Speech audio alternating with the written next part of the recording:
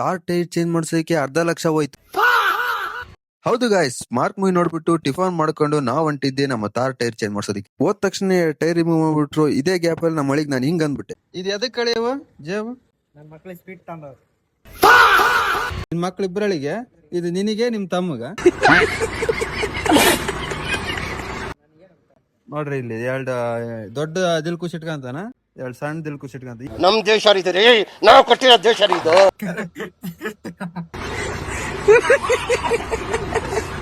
ಅದಾದ್ಮೇಲೆ ಹೊಸ ಟೈರ್ ಹಾಕಿದ್ರು. ಡಿಸ್ಕ್ ಯಾವಾಗ್ಲೂ ತೆಗಿಗ್ ಬಿದ್ಬಿಟ್ಟು ತುಂಬಾನೇ ಬೆಂಡ್ ಆಗಿತ್ತು. ಸೊ ಅದನ್ನ ಬ್ಯಾಲೆನ್ಸಿಂಗ್ ಮಾಡಿಬಿಟ್ರು. ನೆಕ್ಸ್ಟ್ ಮಾಡಿದ್ದೆ ವೀಲ್ ಅಲೈನ್ಮೆಂಟ್. ಈ ಗ್ಯಾಪ್ ಅಲ್ಲಿ ನಮ್ ಕಾಕ ಕಾರ್ದು ಆಯಿಲ್ ಲೀಕ್ ಆಗಿದೆ ಅಂತ ಯೋಚನೆ ಮಾಡ್ತಿದ್ರು. ಬಟ್ ಆಮೇಲೆ ಗೊತ್ತಾಯ್ತು ಅದು ಜಾಕಿಂದು ಅಂತ. ನೆಕ್ಸ್ಟ್ ವೀಲ್ ಅಲೈನ್ಮೆಂಟ್ ಮತ್ತೆ ಟೈರ್ ಚೇಂಜ್ ಮಾಡಿದಂತ ಮೆಕ್ಯಾನಿಕ್ ನೇ ಕರ್ಕೊಂಡ್ಬಿಟ್ಟು ನಾನ್ ಕಾರ್ನ ಟ್ರಯಲ್ ತಗೊಂಡೋದು. ಟೈರ್ ಬಂದ್ಬಿಟ್ಟು ಬ್ರಿಡ್ಜ್ ಸ್ಟೋನ್ ಕಂಪ್ನಿದಾಗಿರುತ್ತೆ. ಒಂದು ಟೈರ್ ನ ಬೆಲೆ $12,250 ಹಾಕಿದ್ರು. 4 ಟೈರ್ಗೆ $42,966 ಆಯ್ತು. Alignment, balancing and white $1,700. GST ಅದು ಇದು ಅಂತ ಆಳು ಮುಳು ಸೇರ್ಬಿಟ್ಟು $50,700 ಬಿಲ್ ಮಾಡೇ.